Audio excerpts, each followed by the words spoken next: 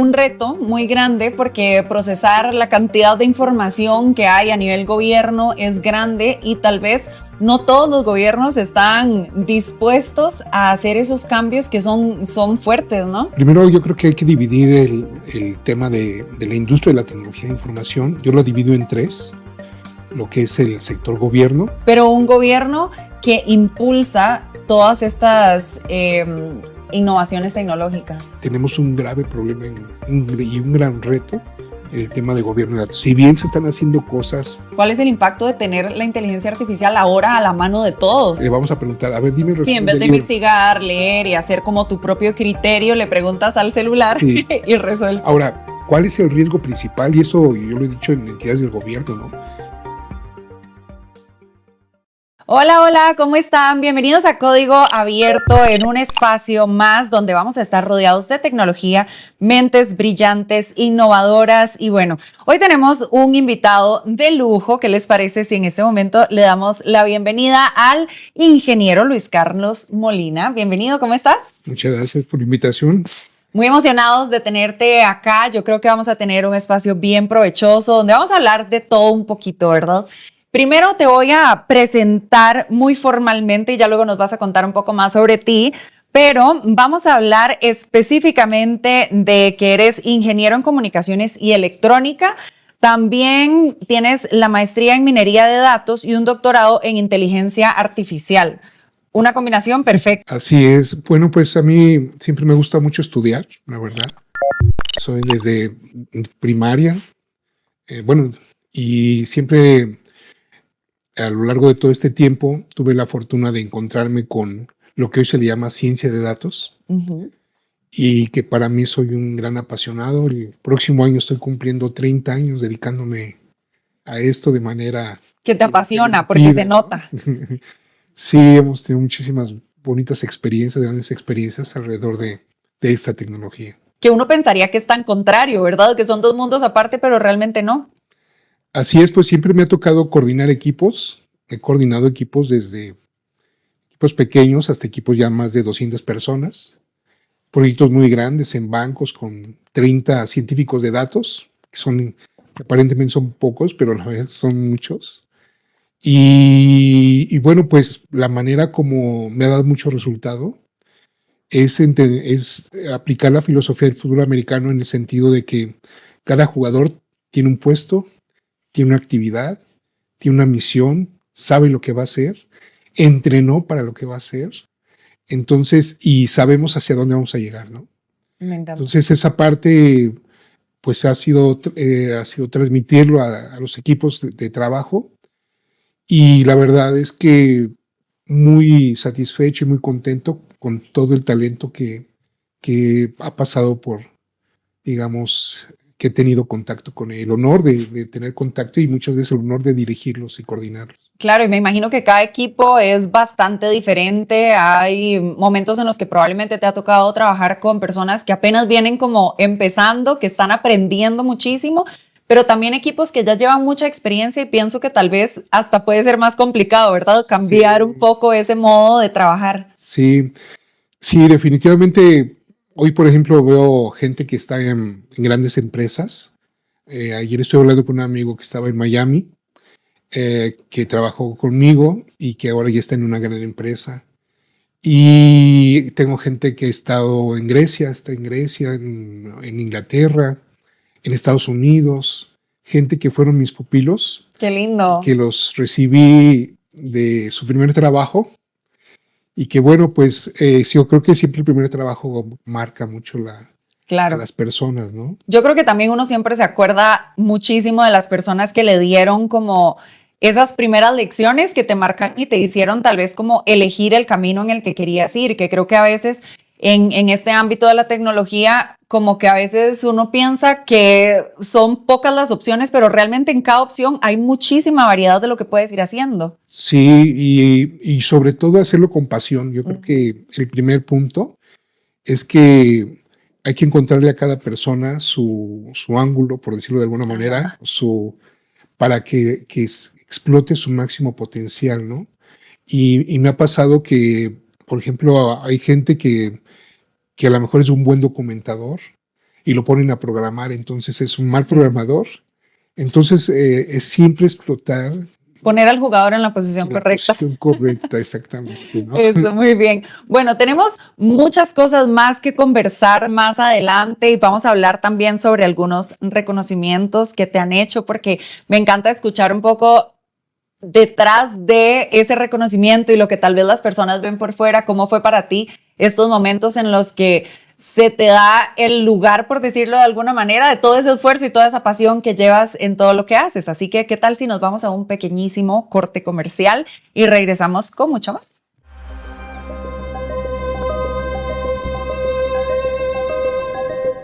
Bienvenidos a Timsanet, donde la excelencia en tecnología se encuentra con la innovación empresarial. Nos especializamos en resolver las necesidades de infraestructura de su empresa, utilizando las últimas tecnologías disponibles en el mercado. Desde la venta de equipos de cómputo hasta arrendamientos estratégicos, data centers, soluciones de movilidad y software líder en su clase. Dé el siguiente paso hacia un futuro digital con Timsanet, donde la tecnología se encuentra con el éxito empresarial. Regresamos, pero antes de continuar con más información, tengo que contarles que Timsanet es una empresa especializada en venta y arrendamiento de equipo de cómputo, impresoras y soluciones tecnológicas integrales. Se enfoca en brindar a empresas y profesionales acceso a tecnología confiable, eficiente y actualizada con planes flexibles y soporte técnico especializado.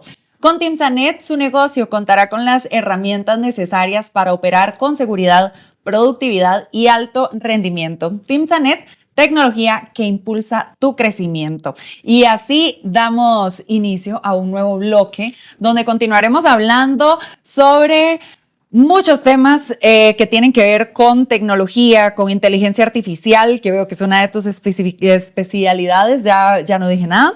Pero yo quiero hablar un poquito sobre esos reconocimientos justamente que te decía antes del corte. Tengo por aquí, tan bonito que suena, Premio Oracle a la mejor propuesta tecnológica innovadora en América Latina. Cuéntanos un poquito sobre ese proyecto que te dio ese reconocimiento.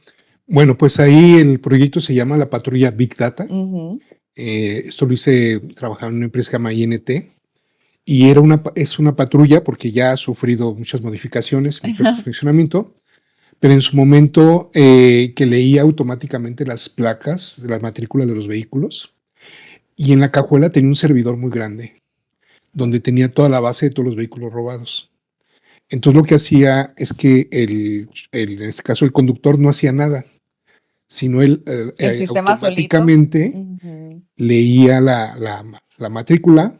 Se encontraba, inmediatamente le avisaba a todas las patrullas alrededor porque que había un coche robado, porque también es cierto que una de las mayores corrupciones que hay en México es cuando un policía detiene un vehículo robado.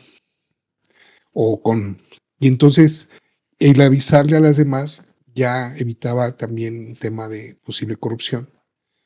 Y además, si el coche había sido robado en un tema de violencia, le daba una pequeña estrategia de cómo abordar al vehículo.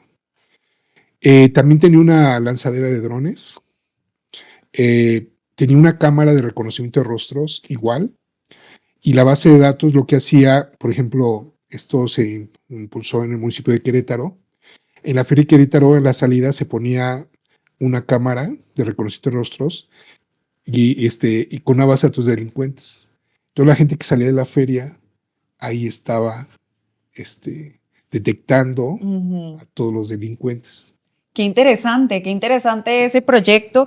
¿Y cómo fue en el momento que te dieron la noticia del reconocimiento? Porque yo creo que cuando uno crea un proyecto que le apasiona, que es tan diferente, también tan innovador, al recibir un reconocimiento, obviamente se siente muy bien, ¿no? Sí, principalmente porque el equipo de trabajo, o sea, se dan muchas cosas, ¿no? La empresa tiene que confiar en ti. En este caso, el fabricante Oracle también tiene que confiar en nosotros. Y el fabricante también hizo una cosa muy bonita que la llevó a muchas escuelas públicas de primarias y secundarias en todo el país. Hicimos un tour con esa patrulla para decirles que la tecnología está muy cerca, ¿no? Todos los niños se subían, ponían la placa del vehículo robado, la patrulla hacía su show. Y la verdad nos gustó mucho en su momento tanto el reconocimiento como también el aprovechamiento y la difusión que se le dio a ese proyecto en su momento, ¿no? Sí, creo que además de crear proyectos y hacer tu trabajo en diferentes ambientes, algo de lo que más te apasiona es el tema de la enseñanza, ¿verdad? Y compartir todo eso que has aprendido. Cuéntanos un poquito cómo ha sido el proceso. Bueno, yo desde el kinder, la primaria, la secundaria, toda mi formación siempre estudié en escuelas públicas. Y eso me ha llevado a agradecerle al gobierno mexicano, a México como país, y la forma como yo le agradezco es difundir todo lo que yo recibí de aprendizaje, ¿no? Y que tuve la oportunidad de viajar a muchas partes del mundo. Un día, por ejemplo, me invitaron a Japón por un tema de que hicimos un estudio usando Machine Learning para detectar yacimientos petroleros. Y lo hicimos en un mes y los geólogos lo hicieron en 10 meses.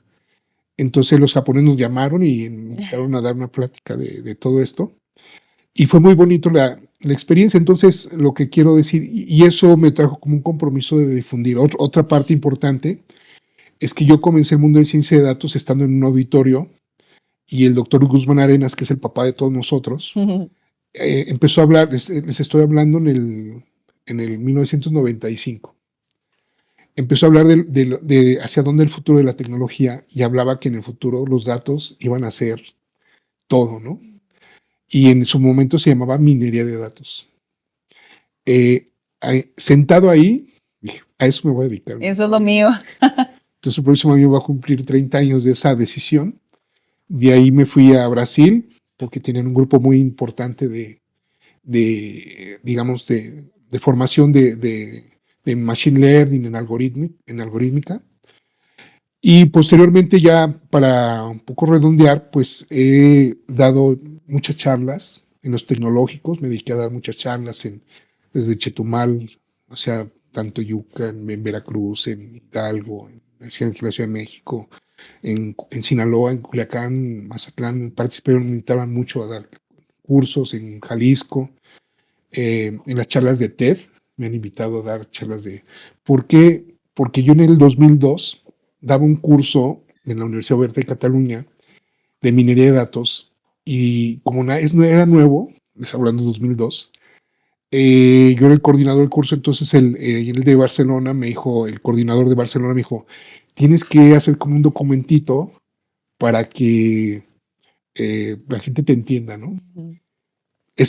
Como todo es una larga historia, pero tiene que ver yo tenía un asistente que siempre me decía que machacata a los alumnos en catalán, machacata a los alumnos, dije machaca los datos, y llegué y le puse el artículo Data Mining, torturando los datos hasta que confiesen. Eso sí es un bestseller. Me encanta, sí. Torturando los datos hasta que confiesen, sí es un bestseller. Me invitaron a Colombia, me invitaron a Brasil, me invitaron a Argentina, me invitaron a muchas partes para explicar un poco de qué iba la tecnología, porque en su momento, pues, digamos, explicaba fácilmente lo que era, lo que venía, ¿no? Y gracias a eso, pues casi todas las charlas, tengo como unas 220 charlas que he dado, o sea, por los reconocimientos que me dan, de este tema. Y siempre, digamos, difundiéndolo, promocionándolo. En el 2015 con el doctor Guzmán Arenas trajimos a una gente de Hungría y capacitamos a 100 profesionales en una tecnología que se llama Hadoop, que es la parte del motor de Big Data. Y desde ahí empezamos como que a divulgar mucho el tema, ¿no? Y luego ya viene gobierno de datos, o sea, ya se cambió el nombre a ciencia de datos.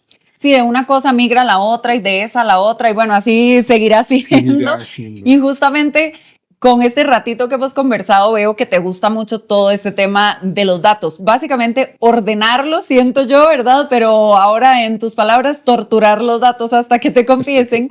Tanto así que me gustó mucho este método de trabajo que tienes de las preguntas de negocio, sí. ¿Verdad? Que no es qué procedimiento necesita la empresa o qué proceso necesitamos desarrollar, sino qué pregunta necesitas que te conteste. Entonces, hablemos un poquito de eso que me parece súper interesante. Sí, pues yo a lo largo de mi vida, pues he tenido, a los tecnólogos no nos entienden, ¿no? O sea, hablamos con el de economía, con el de finanzas, hablamos y no entienden, ¿no? Entonces, en ese sentido queda claro que no podemos seguir nosotros manteniendo un diálogo técnico, ¿no? Tan así que todas las presentaciones quité, omití la palabra Big Data, ciencia de datos, algoritmos, sino ya en pasar a lo que realmente se hacía. Ujú. ¿Qué se hacía? Pues responder preguntas de negocio. Entonces, para mí fue, y siempre ha sido una forma muy bonita, porque muy bonita lo digo porque cuando uno hace un cliente, una persona, una compañía hace una pregunta de negocio, más o menos ya sabe lo que vas a recibir. Ujú. En cambio, si compras un proyecto de ciencia de datos, no sabes. No te queda tan claro, exacto, cuál es el proceso que va a pasar la empresa o los datos en este caso para la respuesta que necesito. Así es. Entonces tengo clientes que me preguntan cuántos clientes tengo, cuáles son mis mejores clientes, qué pasaría, por ejemplo, una empresa sacó en su momento Nissan, el Tsuru. Entonces, ¿qué pasaría si saco el Tsuru? ¿Cómo se va a mover el mercado? Entonces comienzan a plantearse escenarios que al final atrás hay limpieza, segmentación, o sea, temas muy técnicos, pero que para la empresa le facilita mucho el entendimiento. ¿Dónde están mis fraudes? ¿Dónde está mi dinero? ¿Dónde no estoy viendo? Nosotros, por ejemplo, una empresa lechera estaba perdiendo al año 4,600 millones de pesos que no veía. Y no entendían de dónde venía. No entendía de dónde venía. Y gracias a esa pregunta de negocio, ¿dónde está mi dinero? ¿Dónde está realmente un dinero que no estoy viendo? Descubrimos que había 4,600 millones al año que no los movía, o los movía mal, por decirlo de alguna manera, podría haberlos movido mejor. Entonces, todo ese tipo ¿por qué mis clientes se van? ¿Cuáles son los clientes que se quedan? Entonces, todo ese tipo, y mis vendedores, por ejemplo, en proyectos de venta de créditos, pues llega un vendedor y trae 100 clientes, ¿no? Y el vendedor se cambia. Bueno, esos clientes eran clientes del vendedor. Entonces, algunos iban dejando sus créditos y el vendedor les daba con la nueva empresa, los cubría con otros créditos, ¿no? Y solamente ordenando los datos y toda la información que tiene la empresa, podemos responder esas preguntas. Hay cosas que es importante decirlas y que no nos entienden ahora. Perdón, no está en ningún libro que, por ejemplo, si yo le doy a un estadístico 10 variables, el estadístico me va a hacer una cosa fantástica sobre las 10 variables. En cambio, si se lo das a un minero de datos, un científico de datos, él te va a hacer 30 variables, te va a traer 30 variables y te va a intentar explicar cosas. ¿Por qué? Porque, por ejemplo, de la variable fecha te trae si es quincena, si llovió, o sea, le agrega más variables que justamente son las variables importantes. Que te dan más detalle, que te hablan muchísimo esos pequeños cambios. Si tuvieras que resumir en cuáles son las 2 preguntas de negocio más comunes, lo que más te toca como resolver con esos datos de las empresas, ¿cuáles crees que serían? Sí, una va relacionada al fraude y el otro, fíjate que nosotros sí tuvimos que dar talleres de preguntas de negocio porque muchas veces había empresas que las tenían muy claras, pero había otras empresas que no las tenían claras. Y que no sabían qué preguntar de todo. O muchas veces tienes 30 preguntas de negocio y me contrataste 2. Entonces, también se da esa parte, cuáles son las más importantes, ¿no? Entonces, una va relacionada a fraudes y el otro va relacionada a la ganancia, a la utilidad, no a la venta. Por ejemplo, había empresas que decían, es que quiero vender más. Digo, a ver, pero si eres ya el líder de venta, esto. Sí, cómo maximizar la ganancia más bien, en vez de cómo vender más. Exactamente. Entonces, va más a la utilidad y a la pérdida.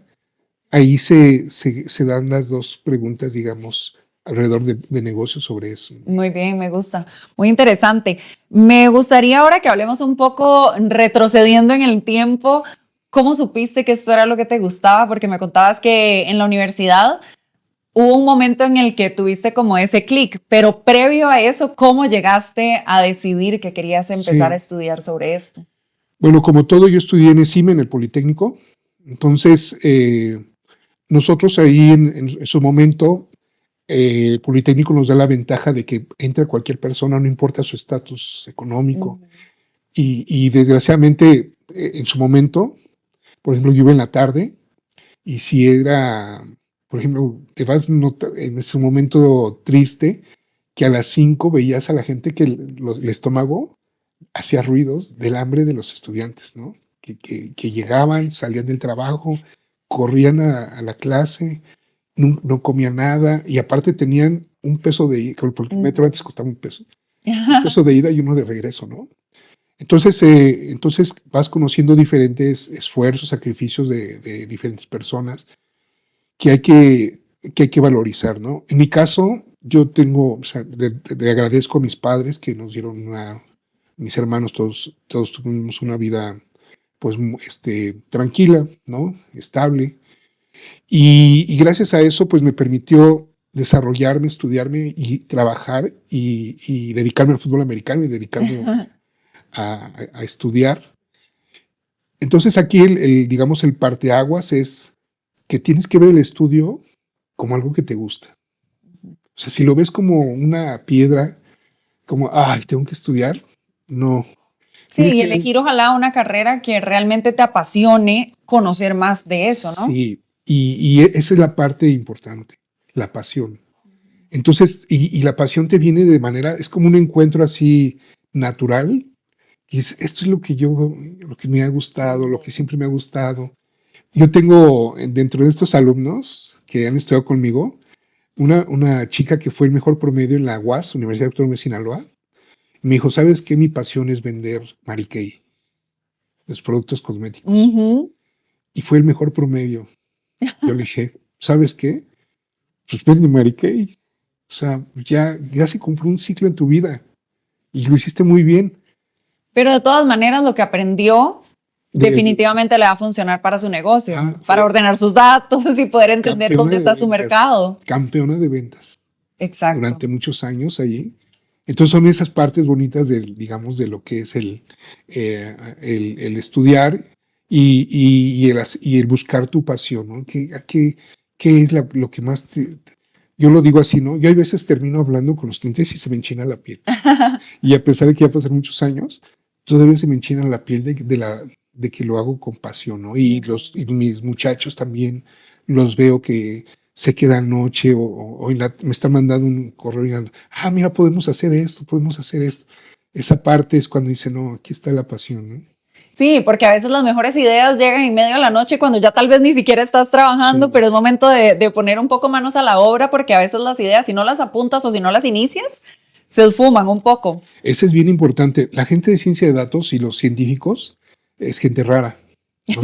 Muy nocturna, usualmente también. Hay de todo. O sea, gente, por ejemplo, yo tenía un amigo que se llama Crisóforo, que le ponía hielo a su sopa caliente. Ok. O sea, tienen ciertas particularidades muy respetadas, pero siempre. Entonces lo que es aquí es que ellos tienen que ser flexibles en una cosa y nosotros también ser flexibles en lo que ellos quieren, ¿no? Y hay gente que sí, definitivamente es nocturna y es ahí donde tenemos que ser flexibles para que se desarrolle. Claro. Y, entonces, tema... Y que vayan descubriendo también un poco hacia dónde van dentro del mundo tecnológico. Es que es una combinación entre arte y ciencia. Definitivamente. Y tienes que estar combinándolo las dos. Entre el arte, que es hacerlo, terminando lo bonito, haciéndolo más allá, que vaya más allá de una entrega normal. Sí, más allá de que funcione. Ajá. Y la ciencia, que esté todo fundamentado, ¿no? Entonces siempre se queda así. Si tuvieras que darle un consejo a una persona que está eligiendo dentro de la tecnología y todas las variables que hay para estudiar dentro de esto, ¿cuál sería el consejo que le darías para que pueda como encontrar un poco su camino? Sí. Bueno, primero que se preparen. O sea, esto no es broma, no es de estar todo el día pegado viendo videos en el celular. Yo creo que sí tienen que tomar unas medidas para decir, ¿sabes qué? De tales a tales horas voy a estudiar, ¿no? Entonces, para eso, estoy hablando de la disciplina, ¿no? Entonces, lo primero que tienen que tener es como un guión de su vida. ¿Qué voy a hacer hoy, no? Hoy voy a hacer esto, a tales horas. Y ya después en la noche voy a ver videos de TikTok o videos de YouTube o lo que sea. Pero sí se tienen que preparar, eso es lo número uno. Y lo número dos, sí tienen que hablar con mucha gente. O sea, relacionarse con mucha gente, que diferentes personas les hablen de lo, por ejemplo, yo que vengo del mundo de ingeniería, pues yo veo soy cuadrado, pero que hable con artistas, hablen con empresarios, hablen con diferentes personalidades, para que ellos vayan sabiendo en dónde más les gusta, dónde más se sienten identificados. Sí, porque la tecnología se puede aplicar a absolutamente todo, entonces es un Sí. poco como encontrar hacia dónde va mi rumbo, ¿verdad? Como decías ahora anteriormente que estábamos hablando fuera de cámaras, que has tenido la dicha de poder participar en proyectos de diferentes categorías y me imagino que es difícil elegir uno, ¿verdad? Pero si Sí. tuvieras que elegir un proyecto, sin importar el tema, sin importar como el tema en específico que estaban tratando, ¿cuál sería uno de tus proyectos favoritos? Pues quizá uno hizo en la Secretaría de Educación Pública para analizamos todos los datos históricos desde primero de primaria hasta tercero de secundaria, después los datos del Ceneval, cómo habían salido las calificaciones para ingresar a la prepa, y analizamos, y aparte les hacían 100 preguntas, si comían carne, huevo, si estaban sus papás divorciados, qué número de qué hijo eran, y entonces todo eso lo cruzamos. Y encontramos muchas cosas interesantes, por ejemplo, la gente que salía mal en matemáticas, la variable más correlacionada era porque en quinto de primaria salía mal. ¡Qué loco! Entonces ya después preguntamos y sucede que los profesores dicen que en quinto de primaria nos dan quebrados, raíz cuadrada, punto decimal, y que hay veces te los dan tan mal que acabas odiando las matemáticas. Pero hay veces te la dan tan bien Que te encanta. que te encantas y te hacen matemático. Mm. Entonces empiezas a vincular muchas cosas de cómo es nuestro comportamiento humano, los patrones, ¿sí? En ese sentido, en los supermercados es una cosa muy apasionante de cómo se llevan los patrones de compra de las personas. También es muy interesante toda esa parte. Y el fraude también. Cómo digamos, la gente que se dedica a hacer fraudes con tarjeta de crédito, también cómo son los La patrones, manera de sí. operar, sí. Entonces, pero digamos que de la SED me gusta porque sí me dio muchas pistas de lo que es la educación, de lo que podemos hacer, cosas de cierta manera aplicadas, porque eso también es importante, Karina. Hoy, por ejemplo, yo tuve que estudiar ciberseguridad también, ¿no? Recientemente terminé ya un curso, porque si tú estudias ciberseguridad teórica, no tiene nada que ver con lo que pasa en la realidad. Ujú. Entonces hoy tienes que estudiar mucho ciencia aplicada. ¿Sí me explico? O sea, hoy muchos de los proyectos que fallan en México es porque tú le das el dinero a una universidad, la universidad hace su proyecto, termina el proyecto y se acabó. Ujú. Entonces, a diferencia de otros países como Estados Unidos, como por ejemplo en Colombia, en Medellín ganamos un premio porque estaba Empresas Públicas de Medellín, Pereira, la empresa de electricidad de Pereira, la Universidad de Medellín, MBM Global, que es una empresa de consultoría. A mí me contrataron para diseñar un algoritmo de robo de energía. Entonces, cuando tú trabajas con este tema de pronóstico de pronóstico de robo de energía, termina el proyecto y la empresa le sigue. ¿No? Entonces, hoy lo que está fallando es que no se están haciendo las vinculaciones correctas y entonces el dinero y el proyecto puede ser muy bueno, pero ya no se le da continuidad. Sí, no es lo mismo ya ponerlo realmente en práctica que simplemente hacer como el piloto, por llamarlo de alguna manera. Y entonces que estamos haciendo una investigación teórica que no tiene impacto. Entonces yo pondría al revés, ¿no? Porque si los proyectos o los modelos pasados ya fracasaron, pues mejor decir, a ver, señores, yo voy a escoger 6 temas como gobierno, que son movilidad, sector salud, pero en temas de cáncer, en temas de cáncer en los niños, esto, lo otro, y todo el aparato del gobierno está a disposición de la investigación. A ver qué proyectos van a hacer, entonces ya hay como un vínculo y una secuencia De que se en lo pueda que va a poner ser. realmente. Yo lo vi, por ejemplo, Ajá. cuando estaba en el SENACE, que gente me decía, estoy haciendo un pronóstico de energía, ¿no? Los estudiantes llegaban y estamos haciendo y el proyecto y nos van a dar tantos millones y le digo, oye, pero es que estos datos no son los que están, no son los correctos, ¿no? ¿Cómo? No son. No me Y digas. eso cambia todo. Cambia todo el esquema. Entonces, por no haberse vinculado, o sea, la Exacto. idea era haberse vinculado desde el principio, digamos, con todo. Entonces, un poco, yo creo que el modelo, mientras necesita ser cambiado una investigación aplicada, y se lo digo a los estudiantes, ¿no? Que estos modelos de bajar los datos de Internet no funcionan. No, tiene mucho margen de error. Tiene mucho margen, ya están datos ya muy manipulados, muy cositas así. Y entonces hoy necesitamos que, por ejemplo, en ciberseguridad, tú cuando recibes un phishing, ¿sí? Por ejemplo, te voy a decir una cosa que pasó cuando estaba en la institución. Nosotros mismos generamos un phishing, un correo falso. Ok.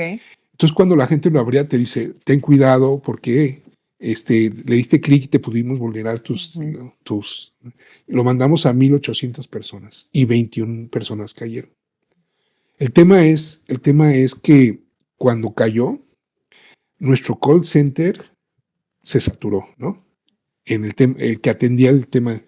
Pero también otra cosa importante, cada persona que conocía a una persona de ciberseguridad, le llamaba, me llamaban a mí, le llamaban a todos los colegas. Me acaba de pasar esto. Acaba de pasar esto, y entonces aprendimos que no es que el call center, o sea, sino que más bien es poner a todos bajo una misma speech, decir, a ver, fue una prueba, esto, lo otro, ¿sí? Y no esperar que en el call center se vayan a resolver todo, ¿no? Entonces, son cosas así que uno tiene que aprender en la práctica, que ningún libro de ciberseguridad te lo va. Sí, que eso a veces no se aprende en clases, hay cosas que se aprenden en la calle. Sí, y aparte decir, a ver, te voy a aplicar un phishing, ¿quién tiene el valor para aplicarlo? Sí. ¿No? Porque te pueden correr, ¿no? Sí, porque sí, ya. Entonces también tienes que estar muy coordinado. Pero eso pueden experimentar. Exactamente. Vamos a hacer una pequeñísima pausa. Vamos a un corte comercial y regresamos con este tema porque me gusta muchísimo. Entonces ya casi continuamos con más, pero ustedes no se nos separen.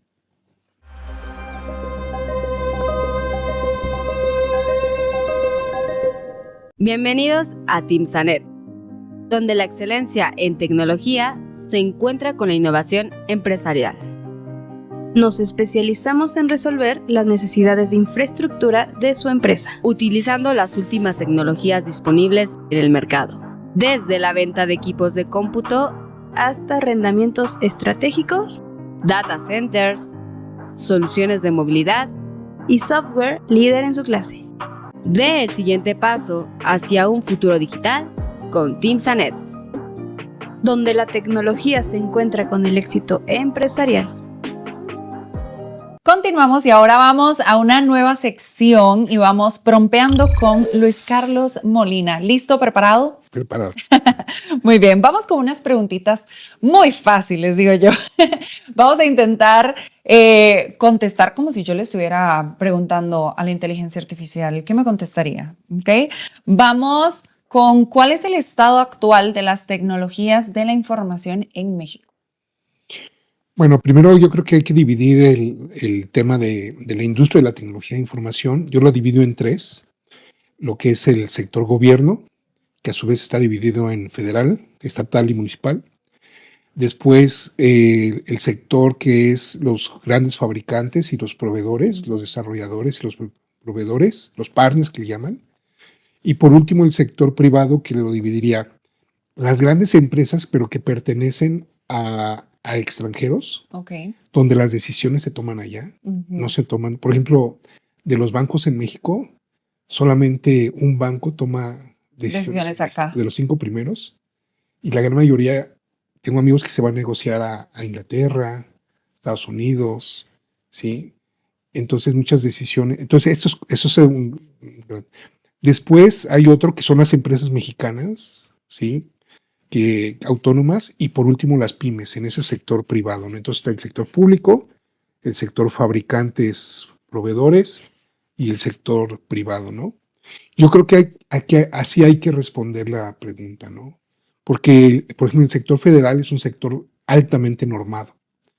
Muchas auditorías, muchos procesos, o sea, es un sector que hay que conocer bastante las leyes, ¿no? Pero en el sector municipal no, porque ahí tienen 3 años y se salen. Y los recursos son muy pocos, entonces ahí la supervivencia, hay municipios que no tienen ni para computadoras, ¿no? Entonces no se puede hablar de por ejemplo, un SAT que puede comprar un proyecto de 2,000 millones de pesos con alguien que vas a catastro y todavía están sacando sus papeles de catastro y están marcando en un papel, ¿no?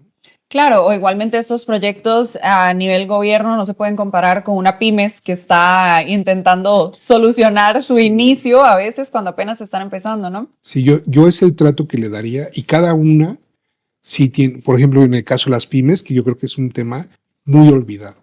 Están muy dejadas, están muy, o sea, con pocos recursos, con poco financiamiento. Y mucho proceso, ¿no? Que a veces proceso, hace que sea difícil emprender. Y un gran problema que tenemos en México son los tiempos de pago, ¿no? También, que por ejemplo, en otros países, pues mensualmente se paga el software, ¿no? La licencia de software, aquí se paga anual. Entonces, los procesos de pago también hacen que las empresas no, o sea, tú tienes que tener 2 empresas, la tecnológica y la financiera, ¿no? O sea, sí debes de ver el negocio.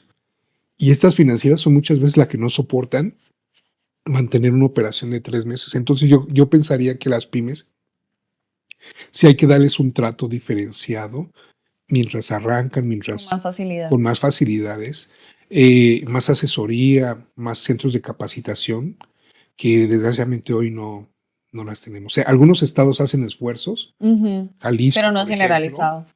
Nuevo León, pero no es lo común. Muy bien.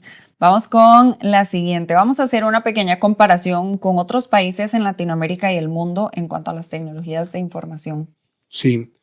Bueno, yo creo que el gran líder de desarrollador de software es Brasil. Okay. Yo creo que están haciendo unas cosas muy interesantes.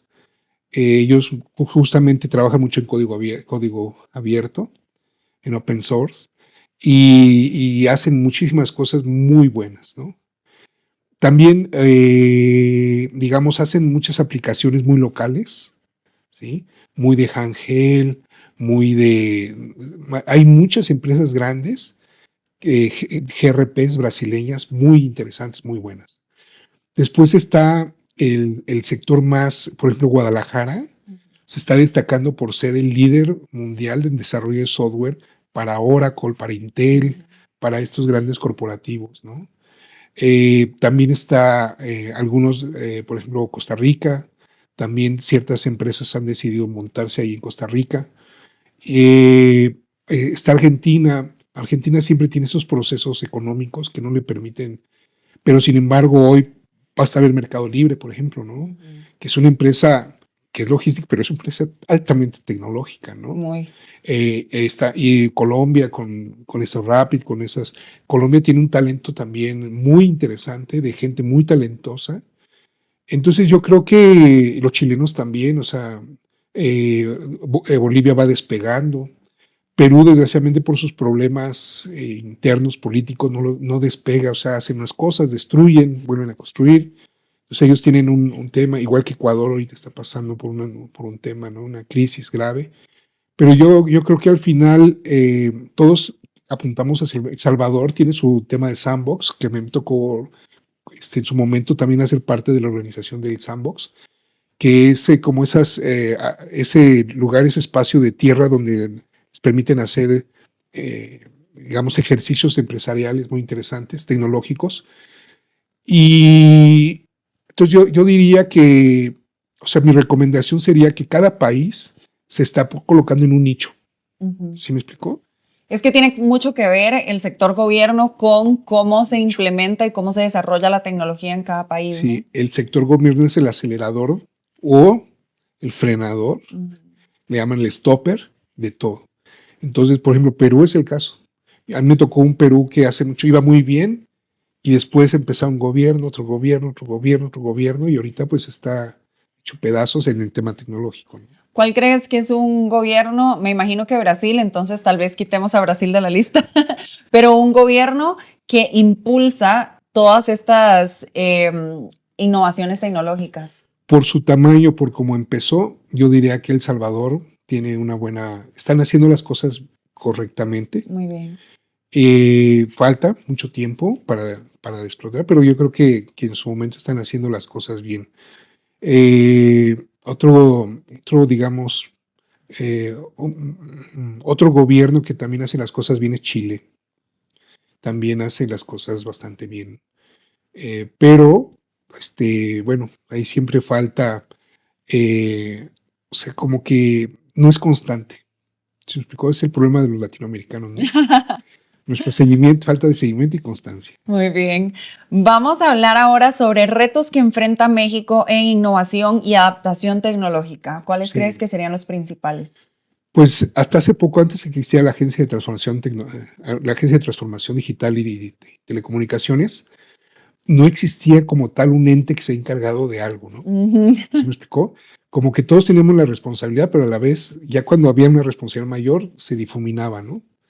Entonces la esperanza es que la agencia, por ejemplo, tenga ese liderazgo en ciberseguridad, que ya lo está teniendo, que tenga ese liderazgo en la digitalización de procesos, que tenga ese liderazgo en la ciencia de datos.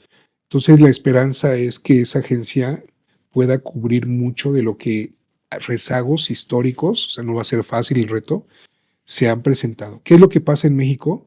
Que la información está diseminada por todos lados. Entonces, yo, por ejemplo, el recibo del agua y el recibo de la luz deberían tener la misma dirección, ¿no? No la tienen, ¿no? O sea, cosas del recibo telefónico, ¿no?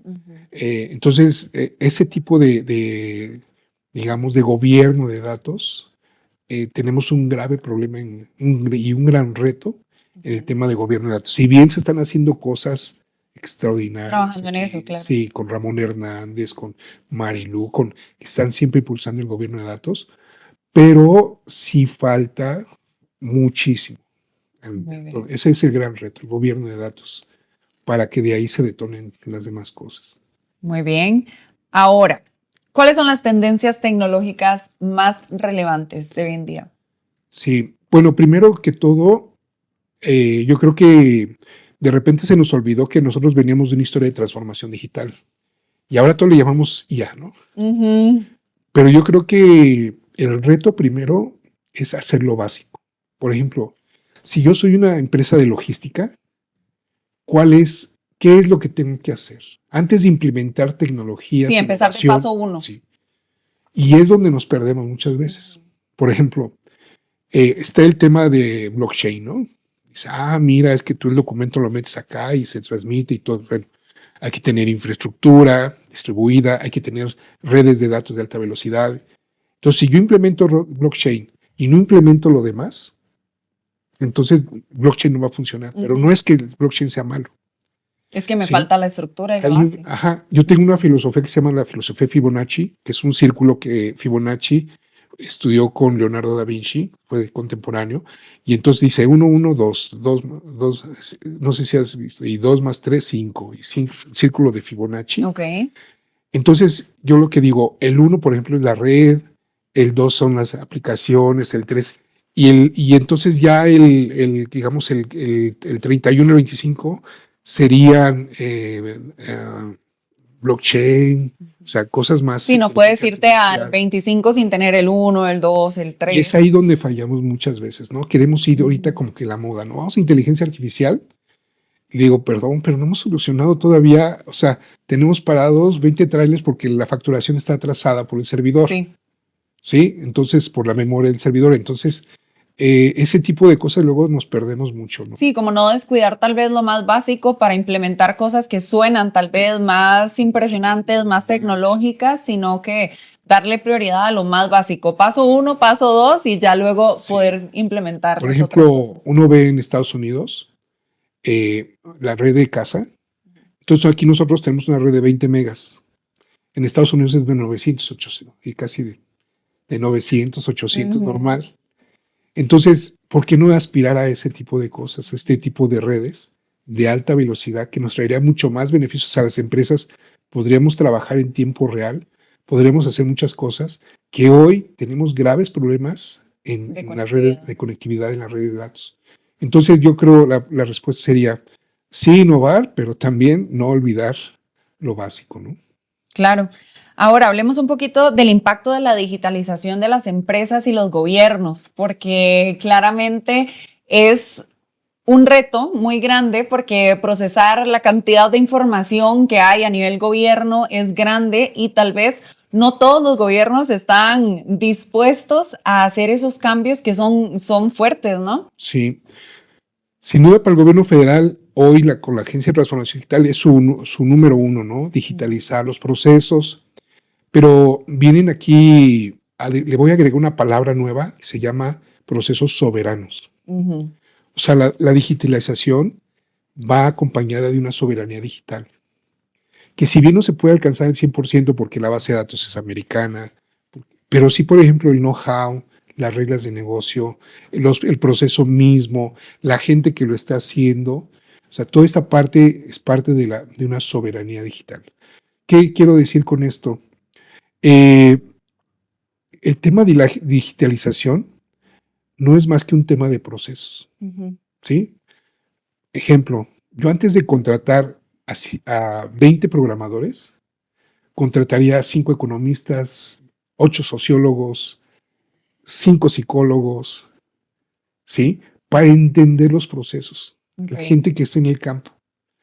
O sea, esto no es un tema, o sea, la digitalización no es un tema tecnológico de TICs, sino es un tema global de muchas áreas. Lo mismo que hablábamos antes, de que hay que entender la calle, en otras palabras, para poder llevarlo a los datos y a la tecnología. Sí, exactamente, ese es traer a la gente de la calle, ¿sí? Que ellos son los que saben y que ellos nos digan cómo se tiene que hacer, porque al final el hacerlo, cualquiera lo puede hacer. Cualquier empresa que yo diga, a ver, hazme este proceso así, así, me lo va a hacer. Uh-huh. Pero la forma que alguien de la calle, que está en la calle, y la persona que lo aplica. Lo explica y está ahí. Por ejemplo, muchas veces nos dicen, mira, con este handheld o esta tableta le vas a hacer este celular y quién sabe qué. Pero ya cuando sales no hay señal, la señal es muy baja. ¿Y cómo soluciono ya estando ahí en el campo? Estando en el campo. Me acuerdo que hace poco escuché una historia muy interesante en Oaxaca de la historia del taxi digital. Hay una historia de un taxi que queda o sea, la señal queda a 1 hora de donde está el pueblo. Entonces toda la gente llena de WhatsApp, todo offline, ¿no? Y ya luego cuando en llega. la cajuela, en el asiento de atrás, y se llena de celulares, y luego el taxi se va 1 hora. Hasta para que se envíe todo. Se queda 1 hora para que la gente también le responda a Estados Unidos, de diferentes partes del país, se carguen de los mensajes y se vuelve a traer el taxi digital, ¿no? ¡Wow! Entonces son cosas que todavía son esos cuestionamientos Uh-huh. que digo, esto no es de tecnología, este es un tema de la gente de campo. Humano también. Se le tiene que escuchar cómo debería de ser, porque al final son ellos los que nos van a decir. Hay un libro que se llama que los grandes líderes hacen grandes preguntas, ¿no? Uh-huh. Entonces hay que preguntarle, hacerle la gran pregunta a este tipo de gente, cómo eficientar estos procesos, y ya lo demás es la digitalización, o sea, el código ya, ¿sí? Sí, la primera pregunta es cómo te puedo ayudar a hacer este proceso más rápido, más ágil, más efectivo, y ya después eso traducirlo a tecnológicamente cómo hacemos ese cambio. Pero eso ya es el B. Esa es la pregunta de negocio. Muy bien. Bueno, vamos a ir cerrando esta sección para irnos a un pequeñísimo corte y regresar con más información.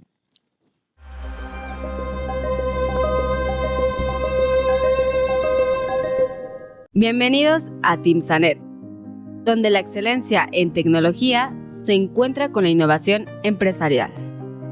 Nos especializamos en resolver las necesidades de infraestructura de su empresa, utilizando las últimas tecnologías disponibles en el mercado, desde la venta de equipos de cómputo hasta arrendamientos estratégicos, data centers, soluciones de movilidad y software líder en su clase. Dé el siguiente paso hacia un futuro digital con TeamSanet, donde la tecnología se encuentra con el éxito empresarial. Bueno, ya casi va siendo momento para irnos despidiendo. Entonces, primero que todo, muchas gracias por acompañarnos, por inspirarnos también con toda tu trayectoria. Y me encanta, la verdad, hablar con personas que se sienten tan apasionadas por lo que hacen. Así que la he pasado muy bien. Pero tenemos unas últimas preguntitas. Vamos a esta última sección que se llama El Buscador. Así que, ¿qué te parece si seleccionamos el primer papelito? A ver qué nos sale por ahí. Vamos a ver. Dice así.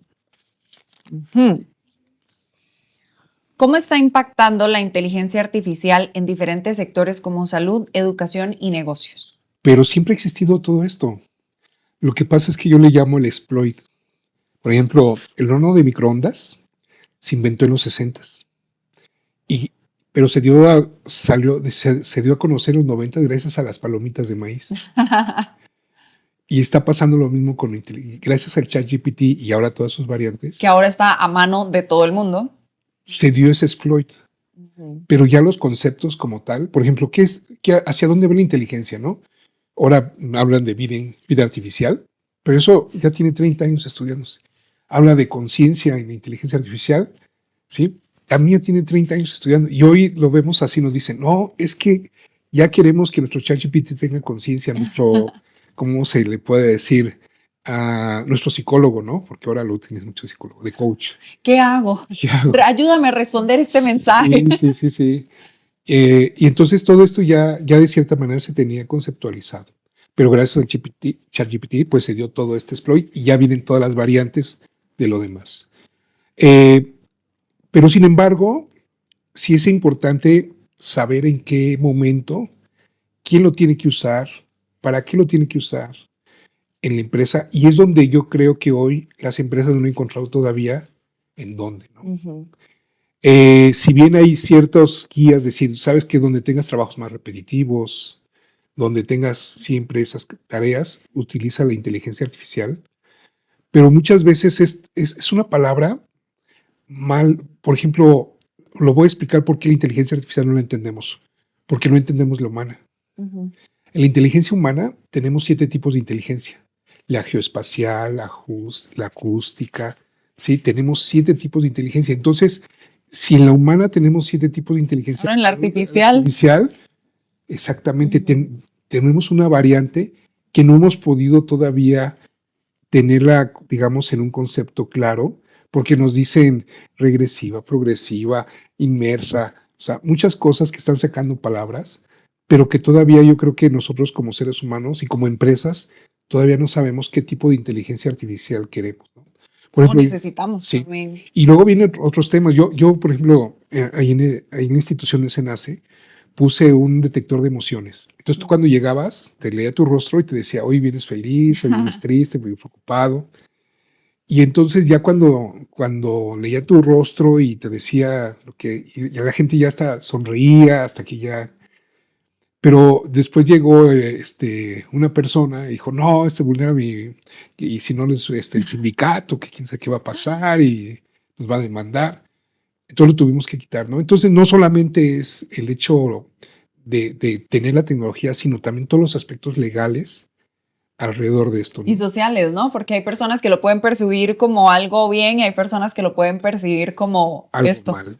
Yo, por ejemplo, yo comenzaría con temas de detección de rostro, ¿no? Por ejemplo, la entrada, que exista, porque la detección de rostro no se captura la foto, sino se captura una matriz matemática de cada rostro. Entonces, la ley no permite capturar fotos. Entonces, con esa matriz me permite, por ejemplo, ¿qué pasa en los hoteles, no? En los hoteles avanzados.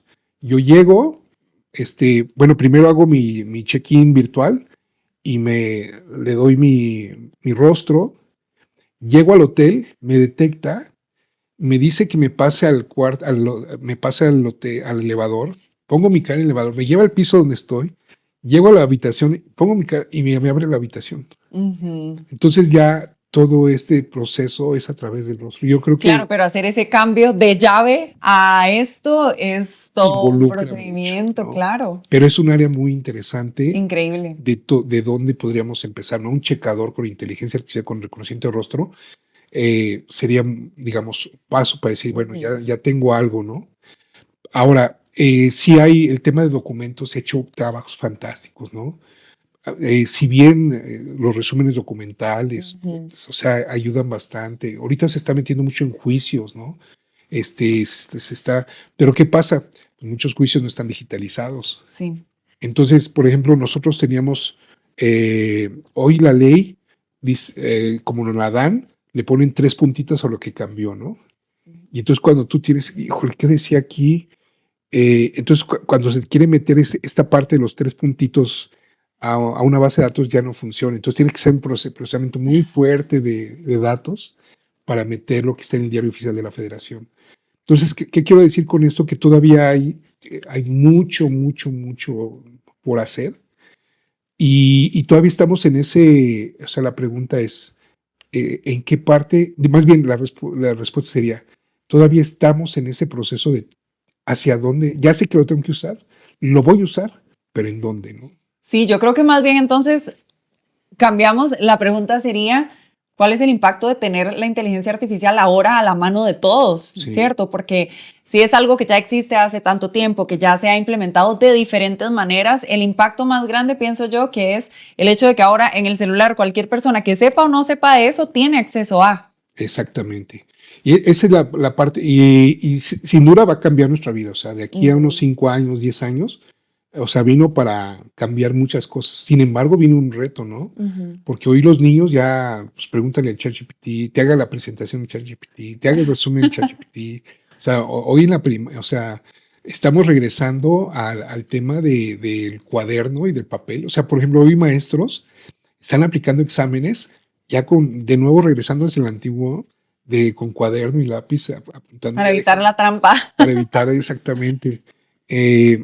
Temas de ciberseguridad y dicen, oye, vamos, uso inteligencia artificial en temas de ciberseguridad. A ver, de la ISO 27000 o de todas estas NIS o de cualquier modelo, ¿en qué parte? Y es ahí, no, es que yo no lo veo así, no lo veo como un modelo, sino como una tecnología. Entonces todavía también, los proveedores también faltan, que o sea, un proveedor ideal de venta de inteligencia artificial debería decir, mira, dado que tú estás regulado por este marco, la inteligencia artificial para ti aplica aquí y aquí. Exacto. Nada más. Para saber en dónde aplicarla y cómo. Exactamente. Muy bien. Ahora, ¿qué riesgos y qué beneficios, que ya lo estamos hablando un poquito, pero qué riesgos y qué beneficios puede traer este despegue de la inteligencia artificial socialmente?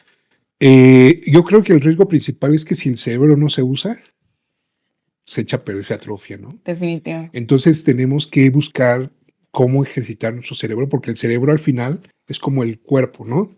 Tenemos que ejercitarlo. Entonces el cerebro nos está dejando que ya seamos cada vez más perezosos. En cambio, le vamos a preguntar, a ver, dime el resumen. Sí, en vez de investigar, leer y hacer como tu propio criterio, le preguntas al celular y resuelve. Ahora, ¿cuál es el riesgo principal? Y eso yo lo he dicho en entidades del gobierno, ¿no? Que no nos vayamos todavía, o sea, el gobierno debería de prohibir a las instituciones que se vayan a estas ChatGPT, a todos estos, porque la primera pregunta que es, bueno, y esto, cuando nosotros le dimos una tabla con información del gobierno, ¿a dónde se fue? ¿Quién es el dueño? ¿Quién se va a quedar con él? ¿Otras personas lo van a poder leer? Entonces ahorita se están implementando como inteligencias artificiales locales, ¿sí? Que le llaman el TENAN, o sea, que no brinca hacia la red. Un poco más restringido. Un poco más restringido. Eso sí todavía se permite, pero ahorita el más riesgo es que, no es que dice un director o un gerente, yo necesito ChatGPT, oye, tu información que le vas a dar, ¿dónde se va a quedar? ¿Qué va a pasar con esa información? ¿Otra persona la va a recuperar? Y entonces ahí ahorita es nadie sabe dónde está esa información. Ese es el riesgo principal ahora. ¿Qué beneficios hay?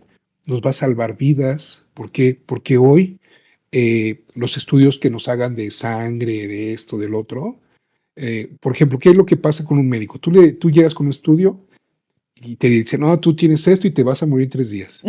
Y vas con otro y te vas, no, vas muy bien, ¿no? No tienes nada. Entonces los criterios humanos distancian. En cambio, cuando ya tienes ahí todo un soporte atrás de muchos estudios, de muchos diagnósticos que han sido revisados por muchos, y tú metes tu estudio y te dice realmente qué está pasando, entonces eso nos va a ayudar a unificar los criterios médicos principalmente, ¿no? Y cuando tú digas, ¿y cómo lo soluciono? te va a decir, mira, pues con operación, con eso, o sea, ya nos va a unificar y nos va a ahorrar muchísimo tiempo en esa parte médica. Muchas citas también, probablemente, cuando ya tienes como Muchas citas. la información para que te den Yo un creo que el criterio. sector salud tiene muchísimas áreas de oportunidad Claro. alrededor de esto. El sector financiero localmente por nichos, pero yo creo que si lo aplicáramos al sector salud, mucha gente de la población sería muy beneficiada. Muy beneficiada, claro que sí, muy importante. Muchísimas gracias por acompañarnos. Ya nos vamos a tener que ir despidiendo. Ha sido muy provechoso. Yo también he aprendido muchísimo y espero que todas las personas que estén del otro lado de la pantalla estén aprendiendo también y nutriéndose de todo ese conocimiento, esa gran trayectoria que tienes. Gracias por sacar el ratito para venir a conversar con nosotros y espero que nos veamos en una próxima ocasión. Un último mensaje para quienes nos están viendo. Sí, yo una vez tuve la oportunidad de conocer al presidente Lula antes, en 2008, y decía que en un discurso dijo que en esta vida teníamos que ser osados. Entonces yo invito aquí a todos los estudiantes, a todo el público que nos ve, a que seamos osados. Es una palabra que me gusta mucho. Me encanta. Osados tecnológicos. Muchísimas gracias y nos vemos en una próxima ocasión en Código Abierto.